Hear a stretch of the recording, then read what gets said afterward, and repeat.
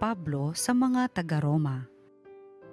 Mula kay Pablo na alipin ni Kristo Jesus, tinawag upang maging apostol at hinirang upang mangaral ng mabuting balita ng Diyos sa inyong lahat na minamahal ng Diyos na nangarian sa Roma, na tinawag upang maging mga banal. Sumainyo nawa ang pagpapala at kapayapaan mula sa Diyos na ating Ama at sa Panginoong Hesukristo. Ang mabuting balitang ito na ipinangako niya noon pang una sa pamamagitan ng mga propeta at nasasaad sa mga banal na kasulatan ay tungkol sa kanyang anak, ang ating Panginoong Hesukristo, sa kanyang pagiging tao. Siya'y ipinanganak mula sa lipi ni David at sa likas na kabanalan ng kanyang espiritu, ipinahayag siyang anak ng Diyos sa pamamagitan ng makapangyarihang gawa, ang kanyang muling pagkabuhay. Sa pamamagitan niya, tinanggap namin sa Diyos ang kaloob na maging apostol upang ang lahat ng bansa ay akayin sa pananampalataya at pagsunod sa Kanya. Kabilang din kayo sa mga tinawag na maging tagasunod ni Hesukristo. Ang salita ng Diyos. Ang Diyos na rin ang naghayag ng handog niyang pagliligtas. Umawit ng bagong awit at sa puon ay ialay, pagkat yaong ginawa niya ay kahangahangang tunay. Sa sariling lakas niya at taglay na kabanalan, walang hirap na natamo yaong hangad na tagumpay.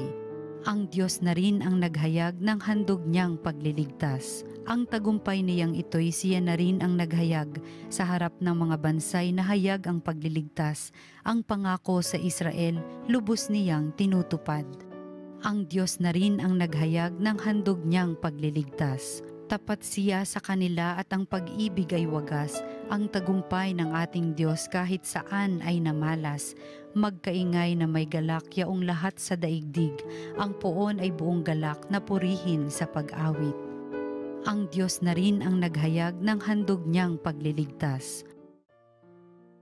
Ang mabuting balita ng Panginoon ayon kay San Lucas. Noong panahong iyon, samantalang dumaragsa ang mga tao, sinabi ni Jesus, "Napakasama ng lahing ito, naghahanap sila ng palatandaan mula sa langit, subalit walang ipapakita sa kanila maliban sa palatandaang inilalarawan ng nangyari kay Jonas." Kung paanong naging isang palatandaan si Jonas sa mga taga-Ninive, gayon din naman magiging isang palatandaan sa lahing ito ang anak ng tao. Sa araw ng paghuhukom, titindig ang reyna ng timog laban sa lahing ito at sila'y hahatulan niya ng kaparusahan, sapagkat nanggaling siya sa dulo ng daigdig upang pakinggan ang karunungan ni Solomon. Ngunit higit na dihama kay Solomon ang naririto. Sa araw ng paghuhukom ay titindig ang mga taga-Ninive laban sa lahing ito at hahatulan ng kaparusahan, sapagkat nagsisi sila dahil sa pangangaral ni Jonas, ngunit higit na dihama kay Jonas ang naririto. Ang mabuting balita ng Panginoon. Pinupuri ka namin, Panginoong Hesukristo. Mga kapanalig, narinig po natin ang mabuting balita para sa Lunes na ito ng ika-28 linggo sa karaniwang panahon. At dito po sa Ebanghelyong ating narinig ay ang mga tao naghahanap ng tanda, ng sign. Sabi nila, kung ikaw nga ay ang sinasabi mong anak ka ng Diyos, ang Mesiyas, then patunayan mo, magbigay ka ng tanda. Sa katunayan po mga Kapinoon, isa sa mga frustrating na bagay na ay yung nagpapakita ka na ayaw ka pang paniwalaan. Sapagkat ang Panginoon, pinakita niya na ang kanyang kapangyarihan. Siya ay nakakapagpagaling. Siya ay nagtuturo ng may authority, ika nga.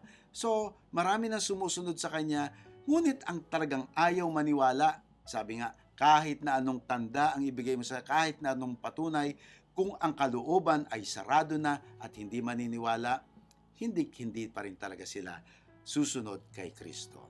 Kaya nga, medyo sa tono ng ating Panginoon ay may frustration. Sabi niya nga dito, napakasama ng henerasyong ito, laging naghahanap ng tanda. Generally, hindi naman masama yun. Ngunit ang masama lamang dito, sinasabi niya, ay dahil sirado na ang kanilang isipan, ang kanilang puso na tanggapin siya. ang kanyang frustration is also parang malaking panghihinayang. Malaking panghihinayang dahil ang pagkakataon ay nasa kanilang harapan na. No? Tayo nga, hindi na natin nakita ang Panginoon ng ating mga mata, hindi na natin siya narinig ng ating mga tenga, ngunit itong mga taong ito, nakasalamuhan nila ang anak ng Diyos, ang salita na nagkatawang tao, and yet sinayang pa rin nila yung pagkakataon na ang biyaya na makaharap si Jesus.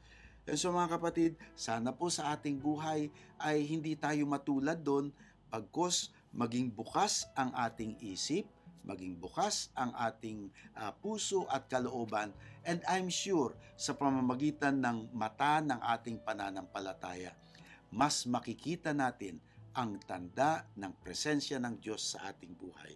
Sa bawat pagkilos natin, sa bawat paglingon natin sa ating kapaligiran, nawa lagi nating hahanapin ang tanda ng Diyos, ang kanyang presensya na laging namumutawi, sapagkat bagamat siya ay naroon sa langit sa kanyang kaharian, ay narito din siya sa lupa.